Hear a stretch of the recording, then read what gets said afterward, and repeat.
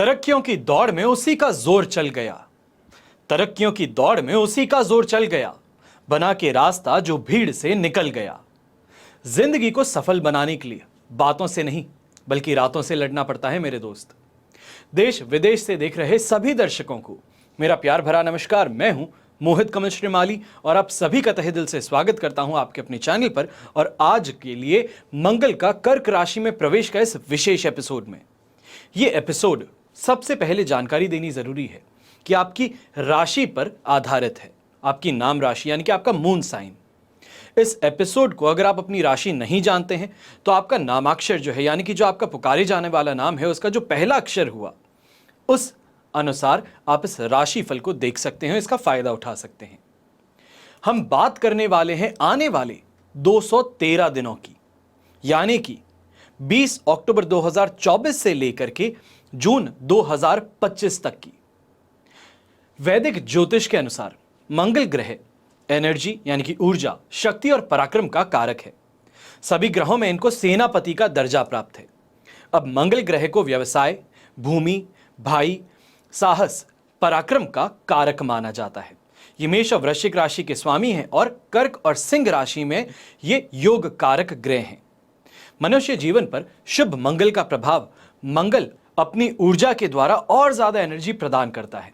ये ऊर्जा शक्ति उसे भिन्न वातावरण में बाहरी दबावों को सहने और अपनी स्थिति बनाए रखने के योग्य बनाती है। अगर मंगल पॉजिटिव हो तो स्वभाव में निडरता आती है, दूसरों पर अधिकार जमाने की प्रवृत्ति आ जाती है।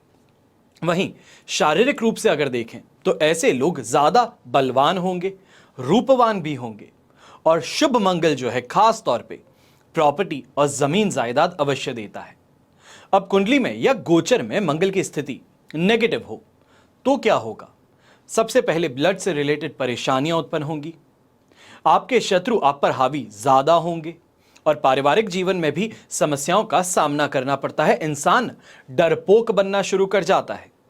अशुभ मंगल प्रॉपर्टी और जमीन जायदाद के लिए भी जो मामले चल रहे हैं उसमें झगड़े, फसाद और समस्याएं उत्पन्न कर देता है। अब यहां पर सबसे पहले यह बात समझने की जरूरत है कि मंगल जो है उसकी गोचर स्थिति क्या रहने वाली है। पराक्रम के प्रतीक जो मंगल हैं 20 अक्टूबर 2024 को दोपहर में 2:24 पर मिथुन राशि को छोड़कर के अपनी नीच राशि कर्क राशि में प्रवेश करने जा रहे हैं और यहां पर बहुत ही लंबा समय ये रहने वाले हैं, या ये कहा जाए कि कर्क राशि से पीछे और फिर से कर्क राशि का ही सफर जो है वो बहुत लंबा रहने वाला है।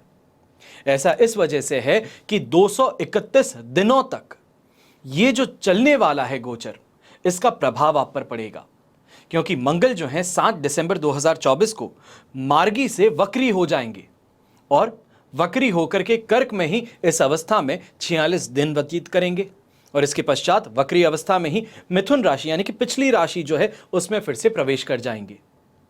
अब 24 फरवरी 2025 को फिर मिथुन में मार्गी होंगे और 3 अप्रैल 2025 की मध्य रात्रि वहां पर कर्क राशि में फिर से प्रवेश करेंगे और 7 जून 2025 को सिंह राशि में प्रवेश करने वाले हैं। तो कुल मिलाकर के ये जो अवधि है कर्क से लेकर के सिंह राशि की, ये अवधि 231 दिनों की बन गई है। लगभग अगर महीनों के हिसाब से देखा जाए तो कहा जा सकता है कि 7 महीने और 15 दिन 18 दिन कुछ इस तरीके से टोटल समय रहने वाला है। अब ये गोचर कर्क और फिर मिथुन और फिर कर्क का सिंह राशि में प्रवेश जून 2025 तक जो आपको प्रभाव देखने को मिलेगा उस पर आधारित है। फिर बात आती है कुंभ राशि की। तो आपकी राशि से 6th हाउस, छठे भाव में गोचरवश मंगल का प्रवेश होगा। सौभाग्य का साथ मिलेगा, नौकरी में ट्रांसफर, प्रमोशन सब आपके मन के अनुकूल होगा। अगर प्राइवेट सेक्टर से जुड़े हैं तो विरोधी जो हैं ये आपकी निंदा करते नहीं थकेंगे, आपके काम की आलोचना करते रहेंगे। उनसे आपको मुक्ति कैसे मिले? ट्रांसफर के द्वारा, आइदर आपका ट्रांसफर हो या उनका ट्रांसफर हो। बॉस के साथ में भी जो संबंध है वो भी मधुर नहीं रहेंगे। शायद बॉस से भी आपको ऐसे समय में मुक्ति मिल सकती है। अब वो कैसे संभव है? या फिर बॉस का ट्रांसफर होगा या आपका ट्रांसफर होगा, जो भी हो इस समस्या से छुटकारा मिल जाएगा। फिर कोर्ट कचहरी के चक्कर में अगर आप पड़ते हैं तो वहां पर भी जीत हासिल हो सकती है। कोई ऐसी चीज है जहां पे आपको लगता है मॉरली और बेसिक जो प्लानिंग है उस अनुसार आप सही हैं, आपने गलती नहीं की है, आपने जो भी चीजें थी लीगली की है, लीगल बाउंड होकर के आपने की है, उसके बाद में भी आपको ही पैसे या आपको ही नुकसान करने को मिल रहा है या आपको ही बार बार नुकसान भोगना पड़ रहा है, तो ऐसे समय में अगर कोर्ट का दरवाजा खटखटा दोगे तो जीत अवश्य आपको ही मिलेगी। कोई भी काम वक्त पर ऐसे समय में नहीं होने की शिकायत यह भी हो सकती है। चिड़चिड़ापन इस कारण से आपके ऊपर हावी ज्यादा हो सकता है, गुस्सा भी इस कारण बढ़ सकता है, और ऐसे समय में जो आपकी एनर्जी है वो सबसे ज्यादा यूटिलाइज भी इसी जगह पर होगी, चिड़चिड़ेपन के अंदर, दूसरों को ब्लेम करने में। यह दुष्प्रभाव निकल करके आएगा और बात बात पर आप क्रोध करके अपने पैरों पर ही कुल्हाड़ी मारते हुए नजर आ सकते हैं। तो यहां पर थोड़ा इन चीजों को कंट्रोल करना होगा। छोटे भाई बहनों के साथ में भी संबंध में खराबी आ सकती है। आपको लगेगा कि पिता आपकी जगह छोटे भाई बहनों को ज्यादा सपोर्ट करते हैं, जो नाइंसाफी है, या ये कहा जाए जो एक हाइपोथेटिकली आपने पर्सपेक्टिव बना लिया है, उसका बार बार सामना यहां पर करना पड़ सकता है। उसके चलते पिताजी के साथ में भी अनबन और मतभेद, परेशानियां ये आपके लिए बढ़ती चली जाएंगी। ऐसे समय में जो आपके शत्रु हैं, आपका कंपटीशन है, आपका जो अहित चाहता है, ये आप पर हावी होने का पूरी तरीके से प्रयास करने वाला है। पर शत्रु से आपको घबराने की यहां पर आवश्यकता नहीं पड़ेगी। स्वास्थ्य को लेकर के भी जो चिंताएं हैं, जो चोट चपेट में आ गए, एक्सीडेंट हो गया, इनकी संभावनाएं जो हैं वो बन रही हैं। थोड़ा सा अगर कॉशियस रहेंगे, थोड़ा सा संभल करके, सतर्क रह करके चलेंगे, सावधानी रखेंगे तो बेहतर रहेगा। ऐसे ही समय में कोई नया व्यापार करने की सोच रहे हो तो वो भी आप नया व्यापार डाल सकते हो इस समय में।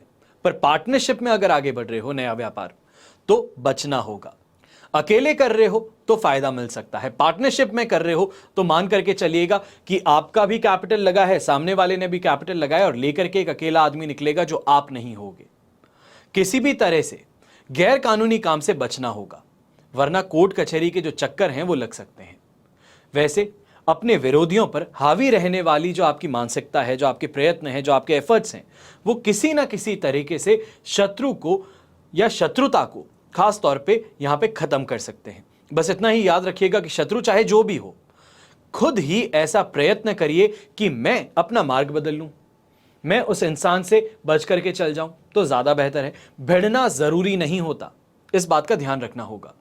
अगर किसी तरीके से लोन एप्लीकेशन आपने बैंक में अभी डाली है या लोन लेने की चाहत है, तो ऐसे समय में लोन मिल सकता है। पर एक बात का ध्यान रखना है, लोन लेने में परेशानी नहीं है, लोन देने में परेशानी है। आप किसी से उधार लो तो परेशानी नहीं है, पर लोन दे रहे हो, उधार दे रहे हो तो बच करके चलिएगा, वरना पैसा डूबेगा ही डूबेगा। और कंपटीशन एग्जाम की अगर तैयारी जो स्टूडेंट्स कर रहे हैं, आपके लिए फिर भी यह समय फेवरेबल है। मैं ये कहूंगा अपनी उम्मीद जो है उससे ज्यादा बेहतर यहां पर परिणाम आपको मिल सकता है। कोशिश करते रहिएगा, क्योंकि यहां पर सफलता जरूर आपको मिलेगी। बस एक बात का ध्यान रखिएगा कि छोटी मोटी बातें जो आसपास के लोग कह देते हैं, उसको इस समय में अपने ऊपर हावी मत होने दीजिएगा।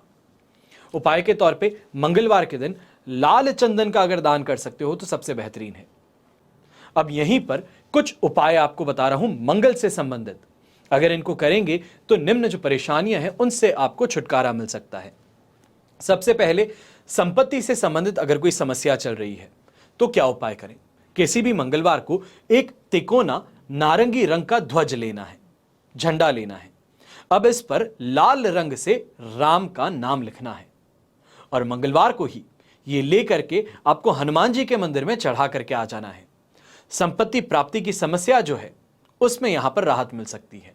दूसरा, मंगल दोष के कारण शादी में बाधा हो तो क्या उपाय करें? हर मंगलवार का उपवास रखेंगे और इस दिन नमक बिल्कुल भी नहीं खाएंगे।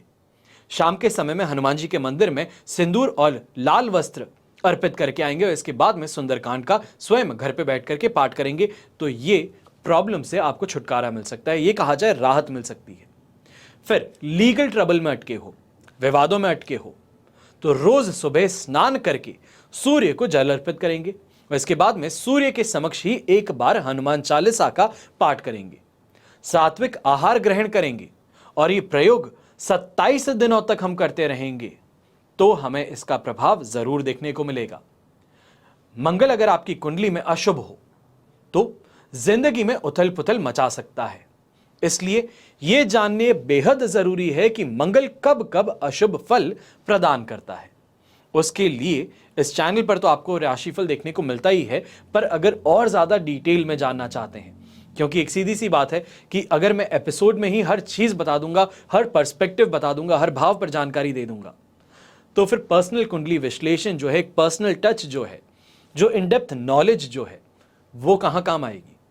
अगर आप भी जानना चाहते हैं कि आपकी कुंडली में जो दोष हैं, जो परेशानियां हैं, उसके लिए राहत के लिए आप क्या उपाय करें, कब वो परेशानी से छुटकारा मिलेगा, तो उसके लिए फोन नंबर्स जो स्क्रीन पे दिए गए हैं, डिस्क्रिप्शन बॉक्स में भी दिए गए हैं, उन फोन नंबर्स पे आप संपर्क करके अपने लिए कुंडली विश्लेषण का अपॉइंटमेंट बुक कर सकते हैं। अब और उपायों की बात करते हैं। कुंडली में मंगल और राहु एक साथ हो या फिर दृष्टि संबंध हो तो अंगारक योग बनता है। यह योग प्रचंड दुर्घटना, शल्य चिकित्सा, रक्त संबंधी गंभीर समस्या सभी देता है। अब इस योग के होने पर पारिवारिक संबंध भी काफी खराब होते हैं। अगर आपकी जन्म कुंडली में यह योग हो तो मंगलवार का उपवास आपको जरूर रखना चाहिए है और हर मंगलवार को कार्तिकेय भगवान जी की पूजा उपासना करनी चाहिए है। फिर ज्योतिष के अनुसार मंगल ग्रह की शांति के लिए मंगलवार के दिन मंगल से संबंधित वस्तुएं जैसे कि सौंफ हो गई, गुड़ हो गया, तांबे के बर्तन हो गए, इनका दान कर सकते हैं। यही दान मंगल की हो रहा है या मंगल के नक्षत्र जैसे कि मृगशीरा, चित्रा और धनिष्ठा नक्षत्र में करें तो इसका ज्यादा लाभ मिलता है। हर रोज हनुमान चालीसा हो, बजरंग बाण हो तो इसका पाठ करें तो भी आपके लिए काफी ज्यादा फायदेमंद सिद्ध हो सकता है। तो वहीं पर ओम अंगारकाय नमः इस मंत्र का अगर आप जाप कर सकें तो भी आपको इससे फायदा जरूर मिल सकता है। विचित्र वीर हनुमान कवच पहना जा सकता है शीघ्र, अतिशीघ्र उसका प्रभाव देखने के लिए। मंगल यंत्र है, पिरामिड है या फिर नवग्रह दोष निवारक पिरामिड है। ये अपने बेडरूम में आप अगर इसको स्थापित कर सकते हैं तो ओवरऑल अपनी लाइफ में बदलाव देखने का मौका मिल सकता है। वहीं पर कुंडली विश्लेषण एक और आपके पास में उपाय है जहां पर आप ये पता कर सकते हैं कि जो परेशानी है वो कब तक बनी रहेगी, कब उससे राहत मिलेगी, कब ये परेशानियां अपने चरम पर पहुंचेंगी और उनके लिए क्या उपाय किया जा सकता है। इसी के साथ में आज के एपिसोड में बस इतना ही। हमेशा की तरह आप सभी के लिए यही प्रार्थना करता हूं कि आपका और हमारा परिवार सदैव सुखी रहे, संपन्न रहे और सुरक्षित रहे। घर में बड़े बुजुर्गों का साथ और आशीर्वाद हमेशा हमारे साथ में ऐसे ही बना रहे। जय श्री राम एवं जय हिंद।